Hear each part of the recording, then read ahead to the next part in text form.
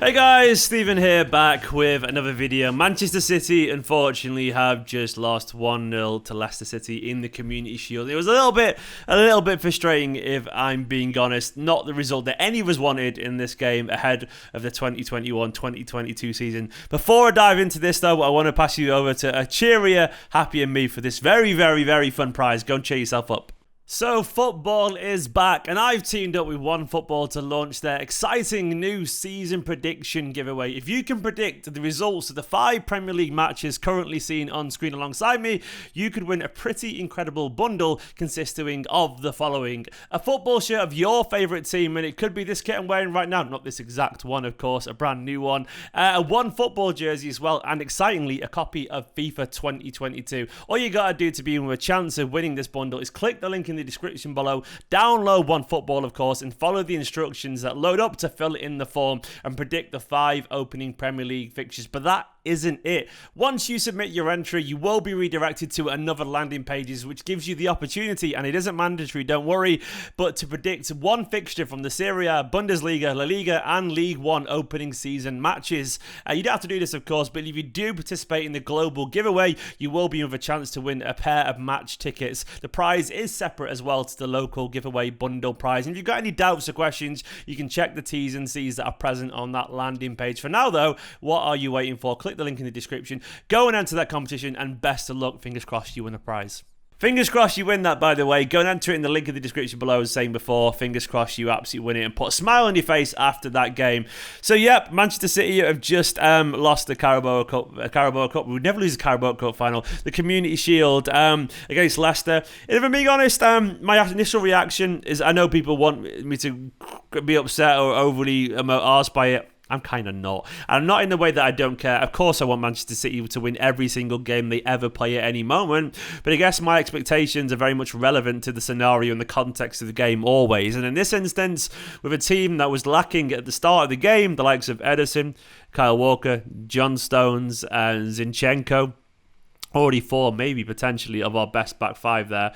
Rodri wasn't in at the kickoff. Maybe there's another argument there. No Kevin De Bruyne at kickoff. No Jack Grealish at kickoff. No Phil Foden. No Raheem Sterling. All these players not really there. And then a whole bunch of players as well who possibly are lacking a little bit of fitness. In the likes of Jack Grealish when he came on. Rodri when he came on as well. Gundo still trying to find his sharpness. Ferran Torres definitely trying to find his sharpness as well. Well, all in all, it wasn't really ever a recipe for anything other than a difficult game, given that Leicester named a really strong team. So my expectations were very much relevant to the context of the game, which is always the way. And given the fact that as well, the Community Shield is fun.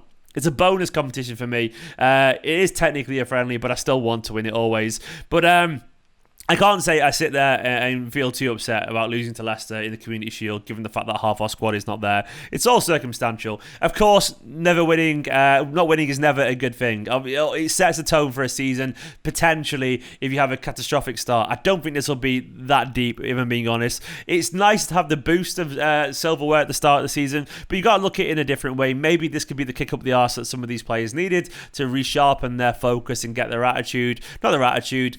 minds back in the winning zone, basically, because I don't think any of these players have got attitude problems or anything like that, but some of two are definitely got form issues right now. I think it's fair to say a few of these players looked rusty throughout this team. People will jump to the young lads straight away, which I'll get onto in a little bit, but I think across the pitch, if I'm being honest, I saw rustiness from most of those players involved. Even the best player on the pitch for Manchester City for most of the game as an outfield player, Ake, fucked up big time at the end. He was the one culpable for the goal in the end, and I thought he was excellent before that, which just goes to show you football is a funny old fickle bastard, isn't it, at times. Unfortunately, Ake, despite being really good defensively, so on, was definitely culpable for the penalty, and it was a penalty. And Iheanacho, damn you, Kelechi, I meant to hate you, but I can't. You're too lovable and wholesome. To be honest, if we were going to lose to anyone, I don't mind losing to Kelechi because I love him. I love him. He's so endearing and a great guy. I don't want to lose, of course, ever, but I'm happy seeing him happy, if that makes sense, even though I don't want him to be happy in this context right now. But yeah, basically, even Ake, who was probably our best outfield player until that moment, still had that moment. Stefan in goal, I thought it was really good as well. I think he did very little wrong. He could have maybe felt that possibly could have done a little bit more with the penalty, but it was well struck, so fair play to Kelechi. Mendy, I thought, was kind of all right, actually. He looked a little bit physically fitter than I've seen in a long time. I don't think he had a bad game by any stretch of the imagination. He was fine, relatively dangerous when he got forward. Not great, not poor, not terrible, not wonderful, just all right. He was totally fine. Ake, as I said, genuinely was good up until that moment. I genuinely thought he was good up until that moment, the best of our defenders. And Diaz alongside him as well. Better in the second half, poor in the first half, if I'm being honest. Just very pre-season-y. And Cancelo, I thought, was kind of sloppy and wasteful on the ball and defensively pretty poor, if I'm being honest. I don't mind, for what it's worth, these players being like this. As long as they're not like this next week, or the week after, sorry. That's the way I feel with these kind of things. I just want to see City really focus when it comes to the actual big important games. People will say this one is, but I don't really fully agree with that. Well, it's important, but not as important as people make it out to be. Fernandinho, I thought, actually had a pretty stinker of a game, if I'm being honest. I thought Ferno was really sloppy and gave the ball away an awful lot. I love the guy, but I can hold my hands up and say that he needs to be better than that, and I'm sure he will be, given a little bit of time and a bit of sharpness once again. And Gundo, momentarily silky, but also a little bit wasteful as well. I mean, that was the story of the game, really. Players just being wasteful across the pitch. Cole Palmer was an interesting one. I think he had a poor first half. What I will say, and this goes for a Dozy too, by the way, and I'm going to say this, come on, man, watch your mouths is what I will say, is because I saw fans giving Adozie and Palmer a hard time with social media at half time. Like, these are overrated, waste players and all that kind of stuff.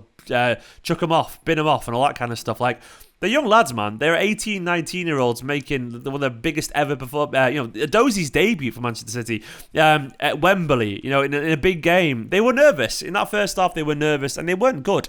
You can say they're not good, but also realise that doesn't mean they're shit players, You got to bear in mind as well, for young players, this is part of their education. Young players sometimes need to fail and learn that actually the end of the world doesn't follow if you have a bad touch or whatever. And it's just football, and you will be fine and you'll crack on. Because I do think actually in the second half, some people would have taken him off at half time and never put him in a City shirt again, because people are overreactionary knobbards when they want to be. But Guardiola didn't do that. He didn't hang them out to dry. He kept them on. And to me, it was really telling that in the second half, Adozie and Palmer were better. Adozie in particular looked so much more confident in the second half and less like the timid little rabbit caught in the headlights. And then Palmer looked a lot more composed as well in the second half. These are young players. It's part of their journey to make mistakes and learn. And actually, don't worry about it.